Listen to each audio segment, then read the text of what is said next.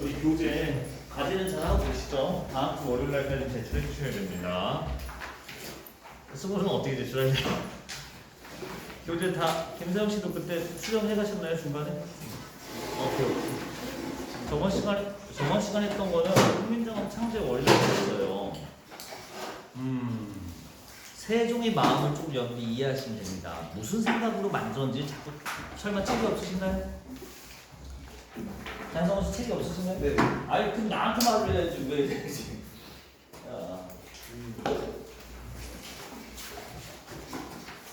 그래서 조금만 더 초성, 중성, 중성 어떻게 맞췄는지 다시 한번 떠올려 봅시다. 아니 그러니까 이게 세종이 뭐 천재는 맞는데 무슨 생각을 하고 만들었는지 이해한다면 좀 더 쉽게 이해할 수 있어요.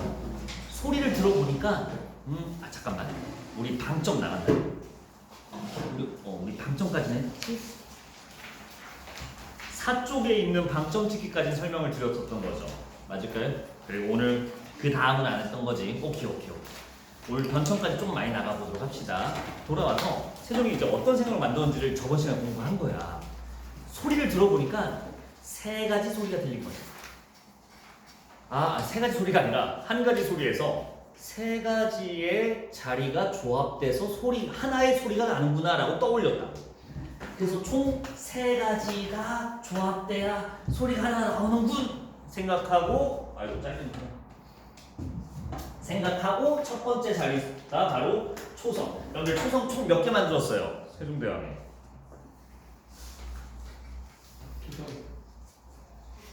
17개였던 거 기억나세요? 뭘로 만든 거야? 해본 거야. 처음에 나는 소리가 뭐 있지 하고서 자기가 한번 돌려본 거야. 여기서 나는 소리가 있는데 여기 어금니 소리예요 그게. 그래서 이게 말이 이상한데 어금니를 본따서 이렇게 만들어보자. 그리고 여기서 나는 추가적인 소리들이 있는 것 같아. 그래서 이 두 개를 표현한 거고요. 근데 이 계열, 요 기억의 계열은 아니지만 그래도 여기서 난다고 생각하는 소리가 있었었어. 그게 이것도 여기서 나네. 그래서 만든 게 이책자로서의 예비음입니다. 이게 어금니 소리예요. 이런 식으로 어느 부위에서 소리가 나는지를 자기가 한번 해보면서 총 5개 계열을 만들어 본 거였어요. 그래서 그 표를 외우실 때 그렇게 하셔야 됩니다. 어금니에서 나는 소리 다음에 한 거는 이거였어요. 이거. 요것도 나는 소리인데 이거 어디서 나지 보니까 혀에서 나는 거야. 자기가 생각해 봤을 때. 실제는 혀에서 소리가 날 수는 없지만 어쨌든 혀를 사용해서 내는 소리가 이거는 여기로 가겠다. 모양은 혀 모양을 본떠서 만들었대요. 자, 그러니까 여기 5개 기본 깔리는 글자가 상형의 원리에 따른 기본자다. 그냥 무식하게 외우는 것도 좋지만 왜 이런 용어가 붙었는지 생각해보면서 외워보자고. 상형. 생겨먹은 거. 이 소리가 나는 발음 기관의 모양을 본떠서 5개의 기본자를 만드셨구나. 입술 소리는 이거예요. 뽀뽀뽀뽀뽀뽀뽀뽀. 입술에서 나는구만. 그래서 이걸 만든 거예요. 이거 이에서 나는구나 해서 이 소리고요. 목구멍에서 나는구만. 이 기본자 5개. 그래서 각각 어느 기관에서 나는지 좀 상상하면서 읽어보시면 좀 더 도움이 될 겁니다. 그래서 각각 획을 더해서 혹은 새로운 형태로서 이체자를 만들었다라고 하는 겁니다. 자, 물어볼게요. 여러분들 니은의 가획자로 리을 괜찮죠? 안 낚이네. 됐죠? 요거 조심해 주시면 됩니다. 요 정도면 여러분들 외우는데 크게 어렵지 않을 겁니다. 여린 비읍도 저번에 설명했고요. 중성도 만들었죠. 우리 5개만 복습하고 가는 거야. 오늘 할 게 좀 많아요. 오늘은 모의고사 훈련 못할 수도 있어. 오늘 중성도 이름 좀 많이 빼보자고. 자, 지금 학교에서 8-1 말고 또 뭐 나가요? 아직 그냥 중세국어만 하고 있어요? 만두기? 황망근 이렇게 말했다. 소설. 그러면 2개. 알겠습니다. 그것도 기출 엄청 많아. 중성은 근데 이게 중성을 또 어떻게 한 거냐면 이사람이라니까 좀 그렇고 세종대왕께서 초성을 이렇게 해서 17개 만들어서 다음날 아침 경연 시간에 가져간 거야. 그래서 이제 신하들한테 경연은 신하들과 토론하는 자리입니다. 왕이 조선시대에 있었던 거예요. 세종대왕이 가져가서 신하들아 내가 어제 밤새서 이거 만들어봤는데 어떠냐? 쩔지 않냐? 실제 실록에 써져 있어요. 나의 작품이 어떠한고 이렇게 써 있다고. 근데 신하들이 뭐라고 말하냐면 역시 그대로 이렇게 읽어드릴게요. 아 임금님 지금 바빠 죽겠는데 지금 이런 취미 활동하실 시간이 어딨냐고. 이럴 시간에 지금 국가 조선 세운 지 얼마 되지는 않았으니까 국가 기반인 성리학 유교 연구에 힘쓰소서 이렇게 써 있어요.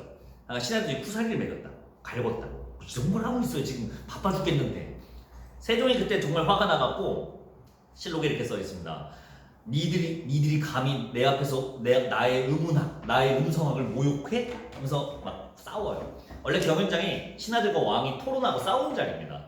그래서 왕이 세종이 삐져서 집에 와요. 그래서 안 되겠다. 내 중성은 이 자식들 내가 제대로 먹여봐야겠다. 방금 뭘로 구사리 먹고 왔어요? 이런 걸로 장난치지 말고 유교나 공부하시라고. 그래서 세종이 그래 그럼 내가 중성은 가운데 소리는 내가 유교로 한번 만들어보지 하고 성리학의 원리로 만든 겁니다. 이 중성이 사실은 성리학이라는 얘기는 당연히 들어봤겠죠. 조선 통치 근간이랍니다. 근데 이 성리학을 우리가 오늘 공부할 수는 없고 간단하게만 설명드리면 세상에 존재하는 세 가지 원리, 즉 하늘, 이 하늘은 성층권 하늘 그런 게 아니라고 말씀드렸었어요. 그러니까 하늘이 두렵지도 않느냐 이놈아 할 때 그 정도의 하늘이야. 하늘이 천벌을 내릴 것이다. 예, 정의, 예, 인. 그러니까 우리가 성리학에서 추구하는 본질이 담겨있는 정의로운 존재인 하늘이라는 게 있고요. 그리고 만물 생명이 나타나게 되는 땅, 그리고 그 사이에 서 있는 인간, 이 세 가지의 관계에 대해 연구하는 학문이 바로 성리학이에요. 그러니까 그걸로 만들어 본 거야, 중성을. 후사리 먹고 와. 그래서 하늘, 저번에 공부했죠. 이거부터는 땅, 그리고 인간, 이 세 가지로서 만든 다음에 아까 그랬죠. 성리학은 이 세 가지의 조화로 구성된다고. 이 세 가지를 조화시켜서 초출자, 제출자라는 중성 11개를 만들었다. 이렇게 알아주시면 되겠습니다. 됐죠? 중성 총 11개가 이렇게 해서 만들어져요. 그래서 다음날 가져가요. 경연장에 이 중성을. 야, 어떠냐? 이번에는 내가 성리학적 관점에서 만들어봤는데 어때? 질이지? 하고 이제 또 자랑을 하죠. 경연장에서. 아까 이제 신하들이 그때가 이제 여러분들이 이거 한글에 대해서 훈민정음에 대해서 또 오해한 것 중에 하나가 이거 훈민정음 만들 때 반대했던 신하들이 있었던 거 아시죠? 그래서 그 신하들 나쁜 사람 같잖아요. 근데 그럴 만한 사실 이유가 있었어요. 조선 세종 때 그때 중국의 나라 이름이 혹시 뭔지 아세요?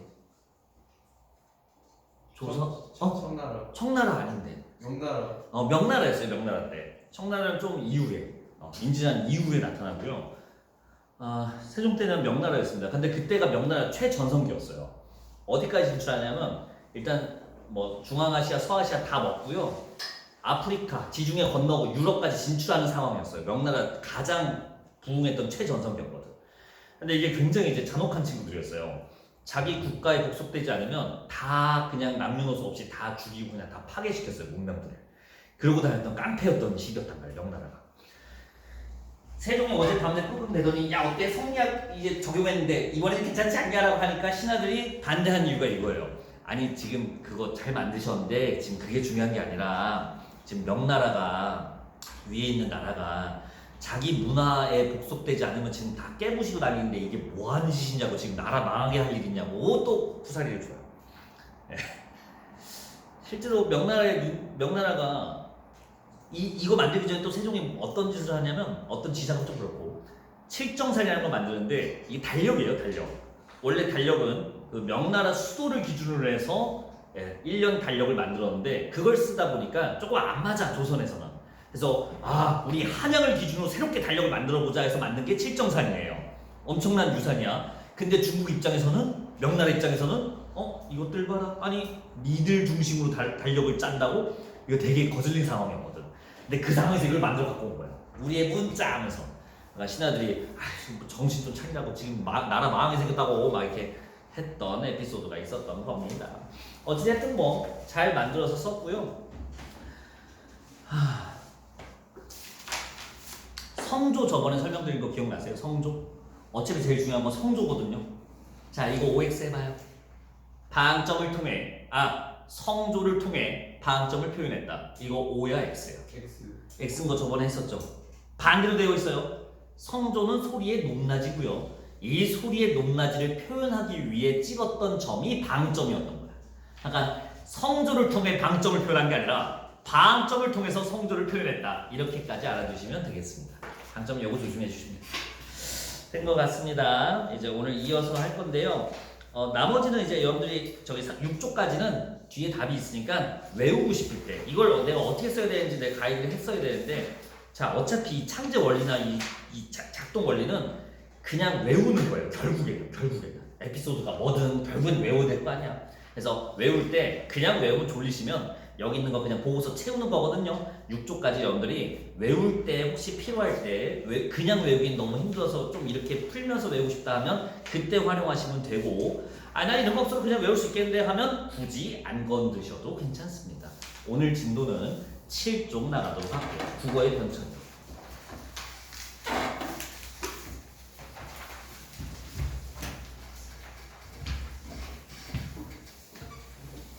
내가 얼마 전에 반성할 만한 일이 있었어요. 제가 헬스 PT 시작했다고 했잖아. 그래서 오늘은 다리가 아파서 좀 절뚝절뚝 또 거리는데 저번에는 팔이 안 올라갔지. 이거 얘기했나? 스트레칭 까먹은 얘기? 안 했나? 무슨 일이 있었냐면요. 제가 화요일날 PT를 받고 화요일날 금요일날 받는데 화요일날 받았어요. 그리고 그때 제 아내 될 사람이 끌고 와서 해서 둘이 같이 받는 저기 헬스 PT거든요. 근데 그때 PT 강사님이 1시간 동안 이제 운동을 시켜주시는데 30분 일찍 오래. 그래서 왜요? 하니까 지금 제가 스트레칭을 알려줄 테니 30분 일찍 오셔서 두 분이서 스트레칭을 미리 하고서 나랑 같이 1시간 운동하면 더 부상도 없고 좋을 거래. 좋지. 그래서 알았다. 그래서 그날 스트레칭 한 20분 정도 알려주셨어요. 3가지 스트레칭을. 그렇군. 그래서 화요일날 잘 배워서 알겠습니다 했지. 금요일날 30분 일찍 왔어요. 아내 될 사람하고 같이. 근데 하려고 하니까 기억이 안 나더라고. 3가지 하라는데 뭐였지? 뭐 이런 거였나 했는데 이건 윗몸 일으키고 기억이 하나도 안 나더라고. 그래서 이제 딱 강사분이 외웠어요. 30분 지나서. 그래서 스트레칭 잘 하셨어요? 라고 물어보시길래 선생님 죄송한데 기억이 안 난다. 뭐였죠? 했는데 그때 PT 선생님 표정이 살짝 이렇게 한 다음에 그때 많이 설명드렸는데 다시 알려드릴게요 하고 알려주시더라고. 그리고 깨달았어요. 이거 누가 많이 했던 말이야. 내가 맨날 했던 말이거든. 저번 시간에 했잖아. 저번 여름방학 때 했잖아. 맨날 이러고 있더라고 내가. 근데 나는 이틀 뒤에 있는 것, 난 이틀 뒤도 까먹었는데 여러분들한테 내가 너무 옛날에 공부한 거 다 아시죠? 라고 생각했었나 봐요. 그래서 반성했었습니다. 옛날에 한 거, 옛날에 했으니까 다 아시죠란 말 이제 안 할게요. 옛날에 했으니까 아시는 게 아니라 모르는 게 당연한 거니까 다시 설명드리는 게 맞는 것 같습니다. 그런 일이 있었대요. 헛소리 했는데 7쪽부터 보도록 합시다. 7쪽은 저번 여름방학 때 하지도 않은 거예요. 사실은 선생님도 안 해서 처음 보시는 걸 건데, 일단 중세하고 근대의 차이를 좀 봐주셔야 돼요. 이건 교과서에 담겨 있어요. 이 내용 자체가. 자, 7쪽 보고 계시죠? 맨 위에 보시면 보는 법 알려드릴게요. 뭐 1번 뭐 문자 이렇게 되어 있습니다. 왼쪽 박스 오른쪽 박스 2개 있네. 왼쪽은 보시다시피 중세국어라고 타이틀이 적혀 있고요. 오른쪽은 근대국어라고 되어 있습니다. 여러분들 중세가 어느 시기인지 좀 알고 있어야 되는데 먼저 거기 써 있어요. 읽어볼까요? 중세국어 설명. 고려 건국 때부터 16세기 말 동안의 국어래요.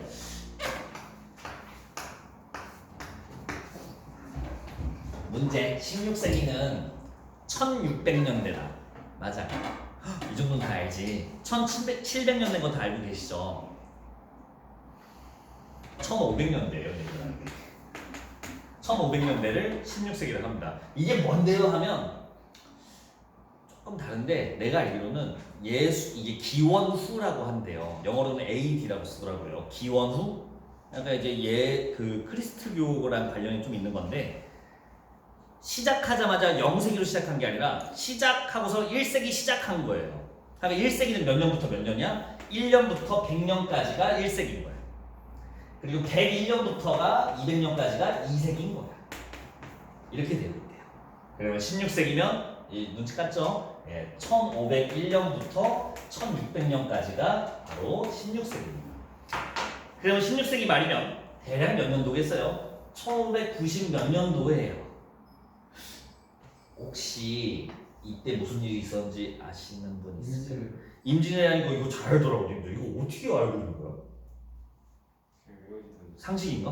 오, 나 때는 이런 거 안 해봤는데. 네, 1592년 임진왜란 때고요. 바로 중세국어인지 근대국어인지 낳는 기준이 바로 임진왜란이에요. 임진왜란 때까지가 중세국어고요. 임진왜란 이후의 언어 생활을 바로 근대국어라고 합니다. 그걸로 가르면 되는 거예요. 그래서 이 두 개 차이는 임진왜란을 가린다. 16세기 말이라는 게 바로 임진왜란을 가리키는 거다. 이다현 씨 졸리세요? 괜찮아요? 졸리죠? 이거 외우는 법 있던데. 전하, 왜 적이 쳐들어오고 있습니다. 이러고 있을 시간이 없습니다. 이러고 있을 시간이 없습니다. 미안합니다. 이렇게 많이 외우면 돼요. 넘어갑시다. 그러면 중세에서 근대 그 사이에서 무슨 새로운 사건들이 있었는지 보는 건데 빨리 볼게. 근데 조금 어려워. 자, 문자 중세국어부터 볼게요. 첫 번째. 중세국어의 첫 번째 칸 볼게. 비읍인데 저번 시간에 배운 순경은 비읍입니다. 물어볼게요. 이어 적기야 끊어 적. 아예 낚시 실패. 이어 적기 괜찮아요? 이어 쓰기인 거 안 까먹으셨죠? 위아래로 글자 만들 때 쓴 이어쓰기입니다. 이어 적기는 연음이었어. 연음 소리대로 쓰는 거 헷갈리지 마시고. 자, 순경 비읍은 오후로 변하거나 사라짐. 제가 이거 저번에 설명 제대로 드렸나? 보세요.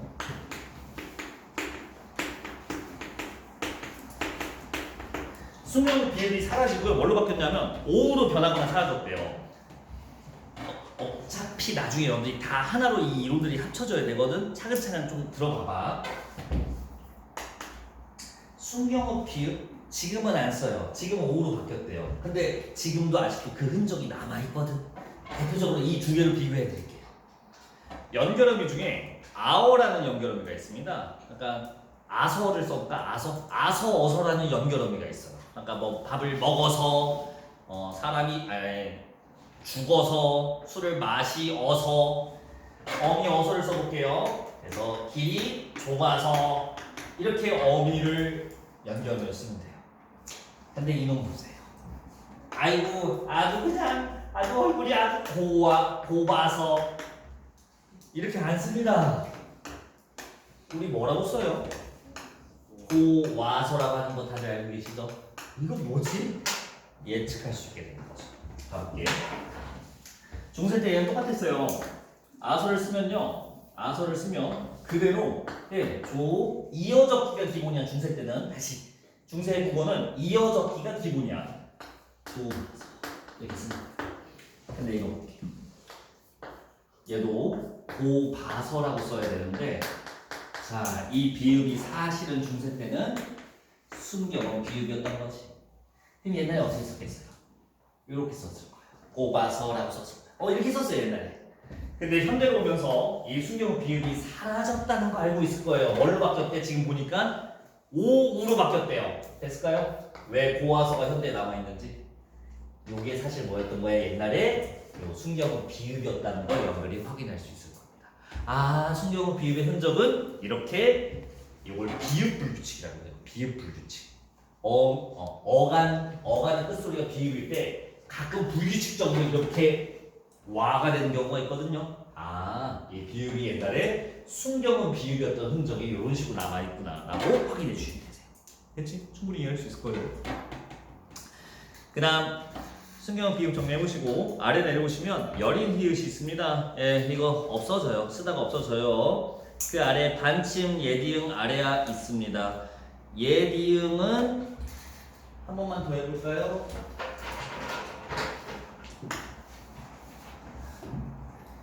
이응의 이체자 괜찮아요?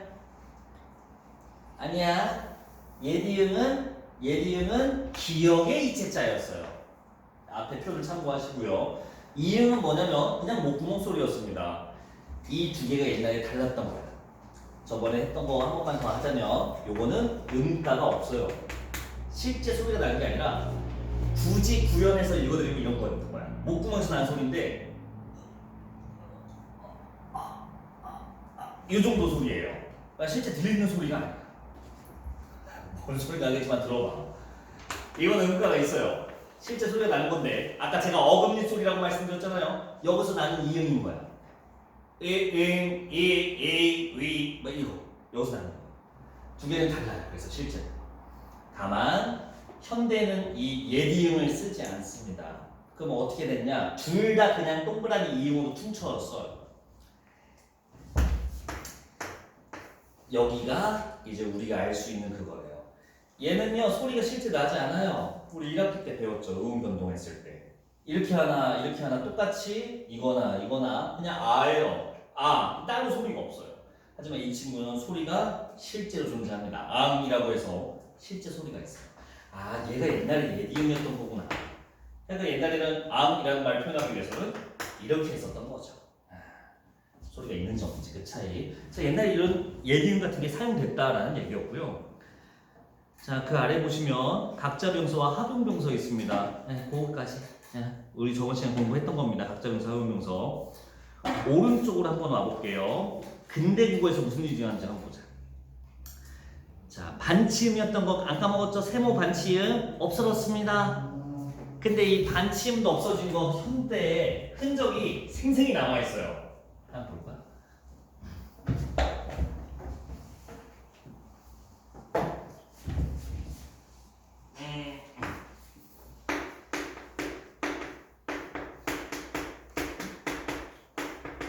비슷한 말이거든요. 비슷한 환경의 단어예요. 자, 아소 똑같이 넣을게. 아소. 하늘로 솟아서 용이 됐대. 이렇게 쓰는데 지장 없습니다. 근데 얘 보세요. 났다. 이거 병이 났다. 그걸로 가볼게요. 병이 나사서라고 안 하죠. 나서. 병이 나서라고 하죠. 뭔가 좀 바뀌었죠. 이유 아시겠나요? 옛날에 이 시옷이 반침이었구나. 구현해볼게요. 네, 옛날에는 이 섰다가 이렇게 썼을 거예요. 소, 사, 서 이렇게 썼어요. 이어졌게 해서. 현대는 끊어졌게 해서 이렇게 쓴 거고. 그냥 그 옛날에 시옷이었구나. 근데 옛날에 이건 반침이어서 실제로 쓰려면 이렇게 썼어야 되는 거야. 나, 자, 서.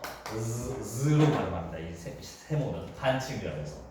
다만 나사서라고 이어적게 하다가 세모가 어떻게 됐대? 지금 보니까 소실됐대. 없어졌대요. 왜 나서가 됐는지 이제 확인되죠. 이런 시옷 불규칙이 바로 반침의 존재 근거였구나 라고 이해해 주시면 됩니다. 아직 안 어렵지? 이 정도는 이해할 수 있죠? 숙명은 비읍은 오후로 바뀌었다. 반치으면 없어졌다. 그래서 확인해 볼 수 있다. 됐습니다. 근대국어 두 번째 정리해 보시고 근대국어 두 번째 칸 보도록 합시다. 예디응이야. 예디응의 글꼴은 이응으로 변함. 핵심이 이거예요. 글꼴이 변했대요. 글씨 모양새가 바뀌었다. 똑같이 이응으로 바꿨다. 아까 예디응이 없어졌어. 안 쓰는데 그 소리 가치가 없어진 게 아니라 그냥 동그라미로 같이 처리한다라는 얘기를 해주셔야 됩니다. 그래서 소리는 지금 그냥 받침 이응에서 소리가 납니다. 됐고요. 그 아래 보시면 아래 아는 음가가 소실됨이라고 되어 있습니다. 자, 아래아가 왜 있어야 되는지를 오늘 잘 이해한다면 오늘 나간 진도 좀 더 편하게 이해할 수 있을 거예요. 아래아가 왜 존재한다고 했는지 혹시 기억나세요? 월요일날 했던 것 같은데 이거는 아래나?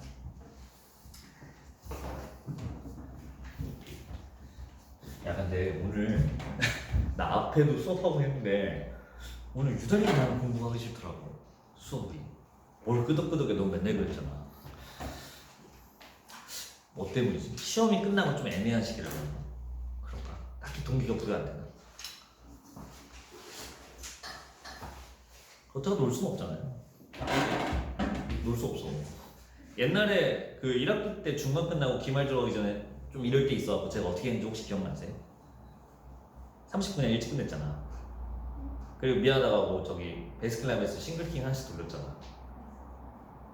다 까먹고만 먹은 거. 김세현 씨 갑자기 카톡 왔잖아. 이거 뭐임? 너가 안 와갖고 그날. 그래서 잘못 주신 것 같은데 이거 어떻게 돌려드릴까요? 이러길래 아니야 그냥 먹어. 그래서 왜요? 하길래 영상 보면 알아. 그래서 놀면 뭐합니까? 좀만 할 수 있는 데가 하고 가자. 아레아는 소실된대요. 근데 아레아가 왜 있었는지 생각해보자. 여러분들 모음은 이것 때문에 있어요. 더워요? 혹시 에어컨 틀까? 장성 어떻게 생각해? 틀어? 진짜? 아 내가 좀 더워서. 양성모음, 음성모음 기억나세요? 했었는데 이런 거 하지 않겠지. 기억이 기억이 납니까? 했죠. 했어요. 그래서 양성, 밝고 가벼운 거 했어. 근데 이거요. 의는 음성이거든요. 의에 대응하는 양성이 존재해야 돼요. 왜냐면 맞춰줘야 되거든. 모음 의를 썼으면 이건 음성이고, 그럼 모음 의를 쓸 수 없는 상황이 생겨요. 모음 조화를 맞추려면 양성은 양성끼리 맞춰야 되고, 음성은 음성끼리 맞춰야 되는데 의에 대응하는 양성이 있어야 돼요. 그래서 그때 필요했던 게 바로 아래야. 이런 식으로 되어 있습니다. 기본적으로. 이 모음은 중성이라서 딱히 여기 안 들어갑니다. 얘는 중성. 근데 아래아가 소실되기 시작합니다. 이게 뭘 의미하는 거예요? 모음 조화를 더 이상 맞출 필요가 없어졌다라는 뜻이랑 똑같은 의미예요. 아래아가 점점 이제 사라져요. 안 써요. 왜? 모음 조화 맞출 필요 없거든. 모음 조화 오늘 공부할 건데요. 옛날에는 목적격 조사가 우리 현대의 목적격 조사 을을 있잖아. 근데 옛날에 을이 하나가 아니라 두 개 있었대요. 이게 있었고 이게 있었대요. 둘 중에 하나를 썼어야 됐대요. 왜? 모음 조화 엄격히 맞춰야 돼서. 을로 했대요. 을.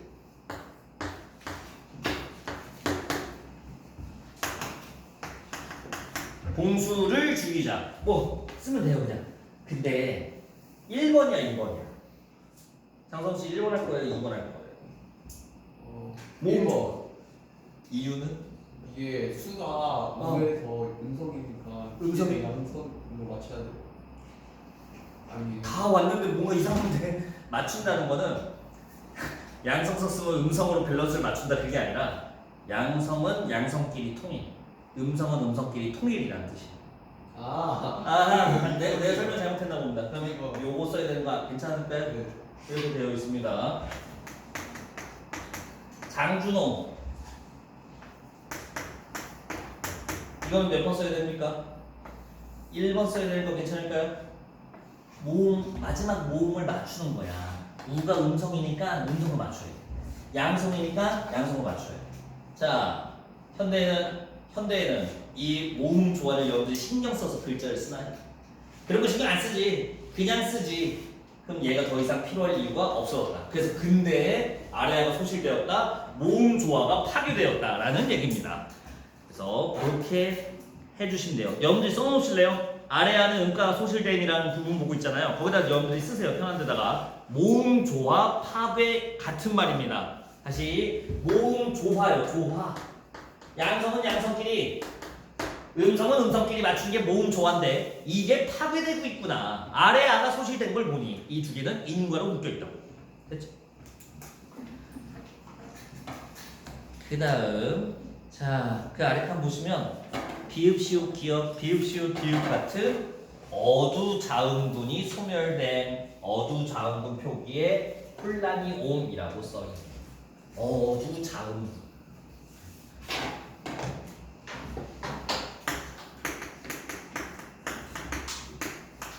우리 저번 시간에 각자 명사 합용명사 배웠죠. 이 중에 합용명사라고 보시면 돼요. 서로 다른 자음 두 개를 나란히 써서 새로운 글자를 만든 건데 뭐 이런 것들이 있습니다. 다 이런 것들이에요. 근데 우리 이런 거 지금 쓰나요? 써요. 이건 안 쓰지만 이거는 쓰지 않습니까? 용으로 말해요. 덧받침을 사용하죠. 이렇게 자음이 두 개 나란히 있어서 함께 쓰는 것을 우리가 자음을 함께 물이 젖어 있다 해서 물이 군자를 써서 자음군이라고 합니다. 근데 여러분 이거 실제 소리 낼 때 어떻게 해요? 갑이라고 하죠. 비읍시옷을 비읍으로 단순하게 만든 거네. 어디서 들어본 것 같지 않습니까? 이게 여기 1학기 때 배웠던 자음군 단순화. 자음 두 개의 자음 중에 하나로만 단순화시켰다. 근데 지금 공부하는 거는 어두자음군입니다. 어두 말의 머리에 있는 거. 초성입니다. 초성에 쓰는 자음군을 말하는 거예요. 어두자음. 아 그러면 어두자음군의 비읍시옷 이런 거 말하는 거예요.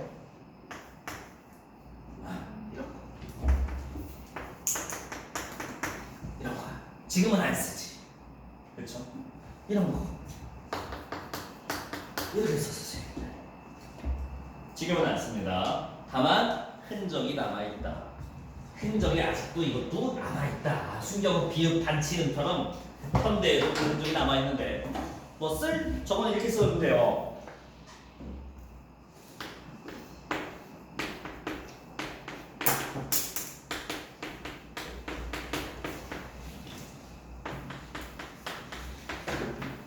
새로운 말에 기존에 쓰던 말에 접사를 붙여서 새로운 말을 만든다는 거. 다시 기존에 쓰던 말에 접사를 붙여서 새로운 말을 만드는 거 우리 이번 시험 보면 어떤 피동사동 하면서 접사 얘기를 좀 익혔을 겁니다.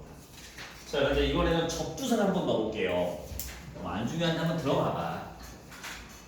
접두사 휘라는 게 있습니다. 이 휘는 마구 회전하면서 마구라는 뜻이에요. 모양새가 아주 거칠은 이런 뜻의 접두사거든요. 자 말린 건데 마구 말린 거야. 그래서 휘말리다라고 합니다. 들어보셨죠? 두르는데 마구 막 두르는 거야. 그래서 이거를 휘두르다라고 합니다. 쓸다. 뭔가 이게 쓸어 이게 이제 문대는 거예요. 근데 휘쓸다라고 안 하죠. 휩쓸다라고 하죠. 얘만 우리가 추측할 수 있죠. 아 비교해보니 쓸다의 쌍시옷은 사실 옛날에 어두자음그 비읍시옷이었구나라는 거를 유추할 수 있게 되는 거예요. 이 비읍이 여기 살아있는 거니까. 이런 식으로 아직 흔적이 남아있는 거네. 얘도 마찬가지예요. 이거 여러분들 맨날 먹는 그 쌀, 밥 맞아요. 밥. 학교 급식 드실 때 흰쌀밥에 노랗게 뭐 박혀있는 거 먹어본 적 있으세요? 그 노란 거 뭔지 아세요? 좁쌀. 조예요. 조, 수수. 이게 밥에 같이 넣는 그 노란색이거든요. 자, 조와 쌀을 합쳐서 하는 말인데요. 아무도 조쌀이라고 안 해요. 좁쌀이라고 해요? 이거 보면. 왜 좁쌀인지 이제 눈치나요? 아, 이 쌀이 사실 옛날에 비읍시옷이어서 이 비읍의 흔적이 남아있구나 라고 우리가 흔적이 또 남아있는 거지. 됐을까요? 그러니까 지금도 남아있어 많이 옛날에 그 흔적은. 자 됐습니다. 어찌됐든 어두자음군은 없어졌다. 현대의 흔적은 좀 남아있긴 하지만 이 정도까지 하시면 되고요. 이거 교재 있으시죠? 페이지 7쪽이에요. 7쪽에 2번 표기입니다. 이제 빨리 가볼게. 거의 다 끝났어. 표기의 첫 번째 중세국어 표기 첫 번째 칸 이어적기 방식이 주로 사용됨. 네 이걸 제일 중요한데요. 이어적기 같은 말 해볼까요? 우리 배웠던 거 1학기 기말 때 소리대로 표기 기억나세요? 어법에 맞도록 하는 게 아니라 소리대로 표기한 게 바로 이어적기예요. 같은 말 또 해볼까요? 원형을 밝혀 적지 않았다. 그거랑 같은 말이에요. 하나만 더 해볼게요. 표음주의 같은 말이에요. 소리 나는 대로 그냥 이어 적기 했다는 뜻. 조심해야 될 말 이어쓰기 조심. 그건 과제고 이거. 아니 그 급식에 본 거. 갖고 오실 수 있으세요? 네. 얼른 갔다 없으면 그냥 와. 자 그래서 이어적기 된 거 보시면 되고요. 이 이어적기 되게 중요합니다. 왜? 여러분들이 볼 줄 알아야 되거든. 어디로 오시냐면 페이지 28쪽 오세요.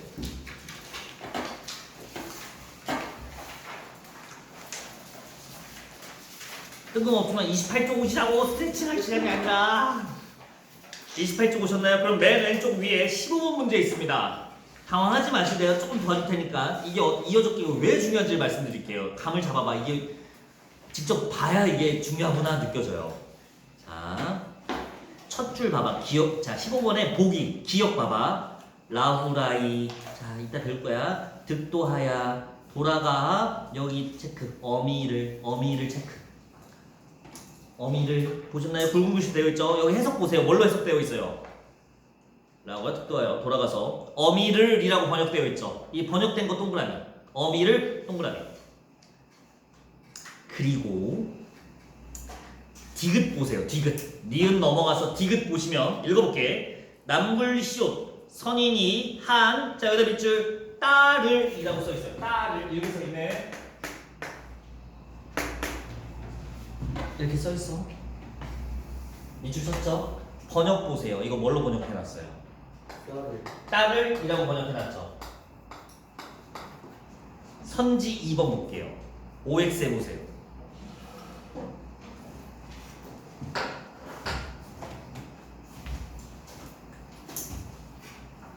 O야 X야?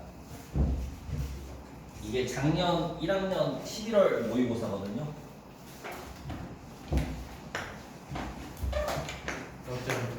맞는 얘기입니까? 아니에요. 잘 봐, 잘 봐. 방금 내가 이어접기 잘 보라고 했잖아. 어차피 이어접기야, 중세고의 핵심은. 아, 우리 지금 28초 본데 거의 끝나서 좀만 기다려봐. 없으면 여기 와서 가져가세요. 여분 있어요. 저거 가져가서 메뉴에 있는 거. 뭐예요, 이거는? 원래 뭐였던 거야? 원래 이거였던 거야. 번역한 거 봐봐. 딸로 번역했잖아. 그러니까 원래 말은 이거였다고 추론하는 게 타당해요. 그럼 뒤에 있는 조사는 이걸 썼다고 봐야 되지 않을까요? 이 을을 썼는데 연음된 거구나. 이어접기 된 거구나. 근데 여기 보세요. 어미를이라고 되는데 이게 어미를 아니죠. 그냥 번역이 어미로 되어 있죠. 원래 어미였던 거지. 그럼 여기는 조사를 르를 썼다고 그냥 보는 게 맞습니다. 둘이 같은 형태의 목적격 조사가 사용되었군? 땡. 다른 형태의 목적격 조사군이라고 해야 맞는 얘기다. 이렇게 나와요. 이어접기 왜 공부해야 되는지, 왜 볼 줄 알아야 되는지 알겠죠? 이렇게 나와요. 이어접기가. 이어접기 반드시 나옵니다. 그리고 반드시 나오고 나가려고 다 떠나서 여러분들이 뒤에 공부하는데 이어접기를 이해하지 못한다면, 옛날에는 다 이어접기 했구나라고 납득하지 못하면 뒤에 문법 자체를 진행할 수가 없어요. 그래서 이거 잘 보실 줄 알아야 됩니다. 해석을 보고, 현대어 풀이를 보고 원래 형태가 뭔지 유추할 수 있어야 돼요. 그때 핵심이 이어접기. 됐죠? 다시 7쪽으로 올게요. 7쪽이야, 7쪽. 유찬현 씨 그 앞에 못 들은 거는 영상으로 해놨으니까 나중에 보면 돼요. 7쪽에 2번 표기 보고 있었어요. 2번 표기. 거기 박스 이어접기 방식이 주로 사용된 사람이라고 되어 있는 거 되셨고요. 그 아래로 내려올게. 받침표기 8중석 가족용법이라고 있습니다. 휴.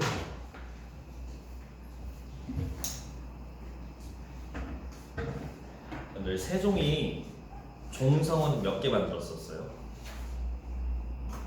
저번 시간에. 안 만들었어. 맞아요. 종성은 없어요. 대신 뭐 사용하래요? 초성. 그래서 맨 처음 종성에 쓸 수 있는 거는 따로 안 만들고 그냥 초성을 쓰세요라고 해서 이게 맨 처음 1단계예요. 근데 이렇게 만들고 써보세요 하니까 백성들이 너무 혼란스러워요. 왜? 이 문자를 쓴 지 얼마 안 됐는데 여러분들은 이 두 개를 구분할 수 있을까요? 자, 맞춰봐요. 닷 들어라. 배가 나아간다. 닷 들어라. 여러분 1번이에요, 2번이에요. 이건 이제 다 알지? 왜? 문맥상 알 수 있어요. 이 문자를 오랫동안 사용했기 때문에. 근데 이 문자가 막 이제 배포돼서 하는데 백성들이 닷 들어라. 뭐 말하는 거야? 구분이 안 되겠는데 구분을 못해요. 그래서 실제로 써보니 초성을 모두 다 여기다 써보니 사람들이 구분을 못해서 혼란스러우니까 급하게 패치를 합니다. 바로 패치해줘요. 이거는 만들 때 이렇게 했다는 거지 실제 사용은 실제로 이렇게 써요. 쉽게 그냥 팔종성법이라고 할게. 실제 용어는 팔종성 가족용법 이렇게 써 있는데 뭐냐? 받침에다가 종성에다가 8개만 써라 라는 얘기입니다. 8개만 사용할 수 있다라고 제한을 걸어요. 이유는 너무 혼란스러워서 다 씁니다. 그다음에 이 팔종성에 뭐 썼는지를 좀 봐줘야 됩니다. 총 8가지가 있는데요. 그냥 외우면 힘들거든요. 우리 옛날에 외웠던 거 재활용합시다. 여러분들 음절의 끝소리 규칙 뭐예요? 1학년 1학기 중간고사 첫 시험 때 공부했던 거. 가느다란 물방울 기억나세요? 그거 재활용하시면 돼요. 근데 여기다가 하나만 더 추가하면 돼요.